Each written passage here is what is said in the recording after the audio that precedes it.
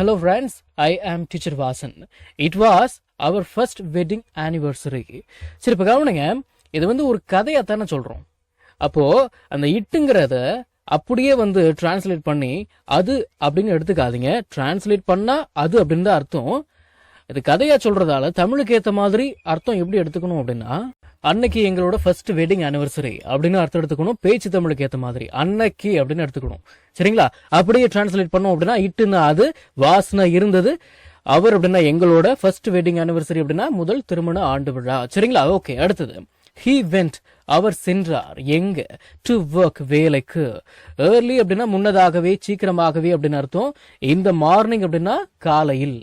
he went to work early in the morning. அவர் காலையில் சீக்கிரமாகவே வேலைக்கு சென்று விட்டார், சென்றார். சரி இப்ப கவனிங்க, I feel அப்படின்னா நான் உணர்கிறேன், I felt அப்படின்னா feel, இதோட past felt, I felt அப்படின்னா நான் உணர்ந்தேன், a little sad, கொஞ்சம் சோகமா, and மற்றும் lonely, தனிமையாக. நான் கொஞ்சம் சோகமாகவும் and lonely, தனிமையாகவும் I felt, நான் உணர்ந்தேன். அதாவது எனக்கு கொஞ்சம் சோகமாகவும் தனிமையா ஃபீல் பண்ற மாதிரி இருந்துச்சு அப்படின்னு அர்த்தம். சரிங்களா? லோன்லி அப்படின்னா தனிமை.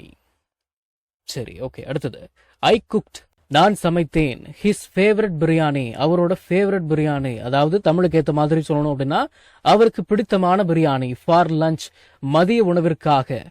ஐ குக்ட் அப்படின்னா நான் சமைத்தேன், ஃபேவரட் அப்படின்னா பிடித்தமான.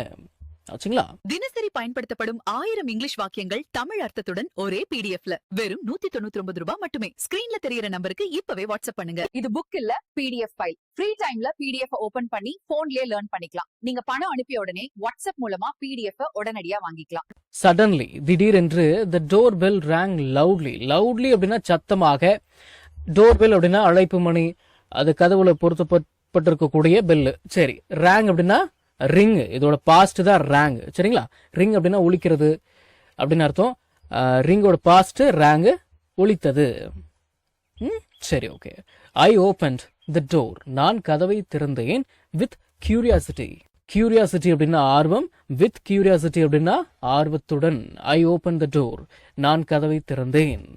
கியூரியாசிட்டி அப்படின்னா ஆர்வம். சரி, ஓகே, அடுத்தது he stood there, அவர் அங்கே நின்றார். with a bouquet, bouquet அப்படின்னா பூங்கொத்து. of red roses, of அப்படின்னா உடைய அப்படின்னு அர்த்தம் இருக்கு.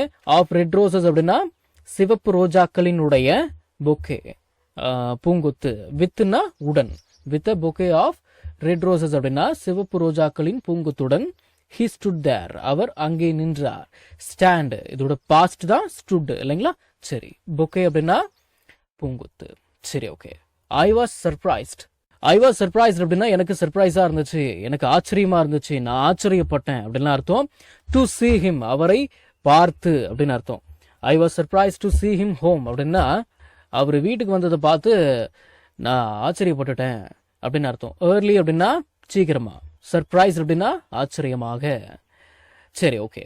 he hugged me and wished me அப்படின்னா அவர் என்ன ஹக் பண்ணி விஷ் பண்ணாரு அப்படின்னு அர்த்தங்களா? சரி, ஹாப்பிலி அப்படின்னா மகிழ்ச்சியாக, மகிழ்ச்சியுடன் அப்படின்னு அர்த்தம். அப்புறம் என்னாச்சு? ஒன்றும் இல்லை, செலிப்ரேட் பண்ணியிருக்காங்க போல. வி செலிப்ரேட்டட், நாங்கள் கொண்டாடினோம். த ஸ்பெஷல் டே, த அப்படின்னா அந்த, இந்த அப்படின்னு அர்த்தம் இருக்கு. அந்த ஸ்பெஷல் நாள. டுகெதர், ஒன்றாக.